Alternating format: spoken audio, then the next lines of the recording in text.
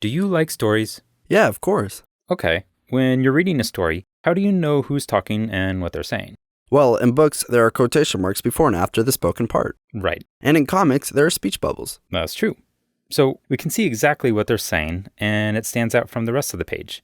We call this direct speech. All right. But if you want to repeat what you've read or heard, whether it's a story or not, it probably wouldn't come out the exact same way. Unless I use a different voice or something, but I usually don't. Yeah. So instead, we use reported speech, which gets the meaning across, but it's not a word-for-word quote. Let's look at 3 steps to turn direct speech into reported speech. Okay. To start off, we're working with sentences that begin with identifying the speaker, as opposed to ending with it. You mean we start with he said/she said? Got it. So what's the first thing we do? Get rid of the quotation marks. That makes sense. We're not really quoting them anymore. Not exactly. Right. What else? We also remove the comma right after the word said. In its place, we add the word that. I feel like we don't always use that, though. I mean, we could just say, Rose said she has 3 pets, right?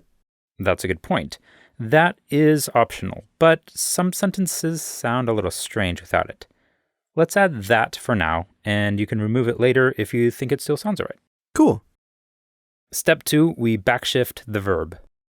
What the verb? We make it more past. Since we move forward in time, completed actions move backward by comparison. So if you tell me you're eating cake on Monday, but now it's Wednesday.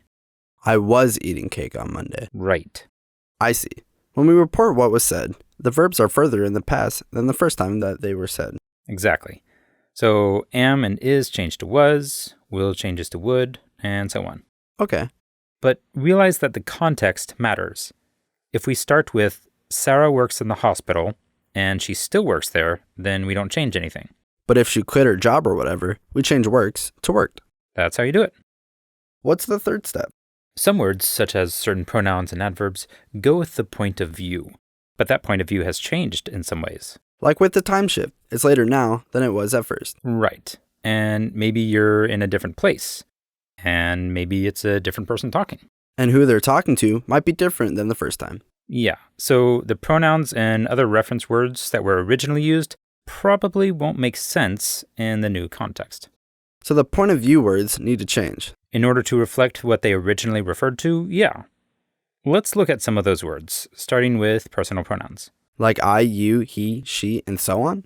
Well, how do we know what to change it to? That really depends. Again, context matters. Let's look at 2 variations on the same example. Wanda said, we'll go to the concert with you. We, in this case, is Wanda and her friend Linda. And you is Gary. Now, suppose Gary is telling this to another friend. Let's call him Pete. What pronoun would Gary use for Wanda and Linda? They. And what pronoun would Gary use for Gary? Me. Yeah.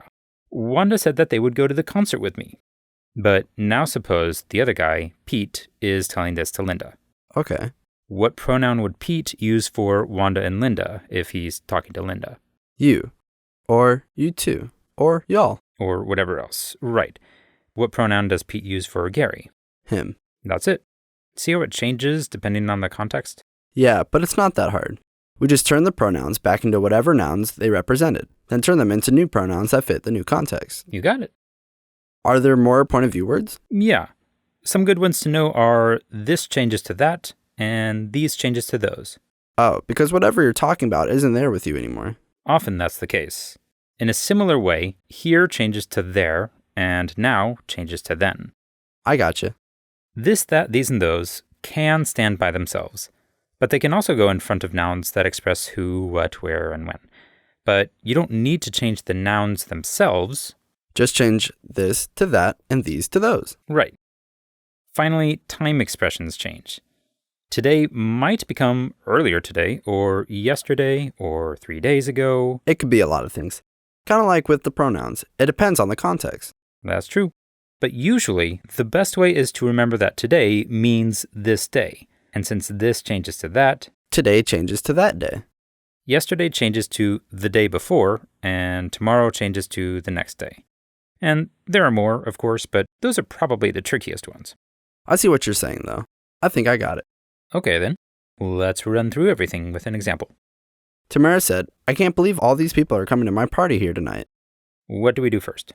Get rid of the quotes and the comma and add that. Great. Next, we backshift the verbs. There are 2 of them. Can't believe shifts back to couldn't believe. Right.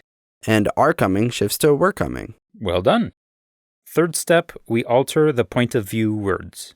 Okay, sticking with the time shift, we need to change tonight to last night. If you report this the next day, but that won't work otherwise. What's another way to say tonight? This night. Oh, so we change tonight to that night. Yeah. Okay, here changes to there.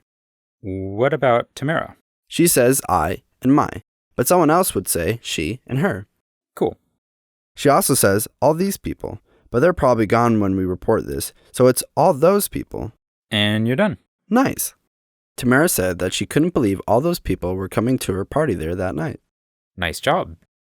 Last question for you. Why do you think you might use reported speech instead of direct speech? I guess it's just easier to say than a quote. Yeah, that's the main thing. It sounds more natural and you still get the point across. Cool.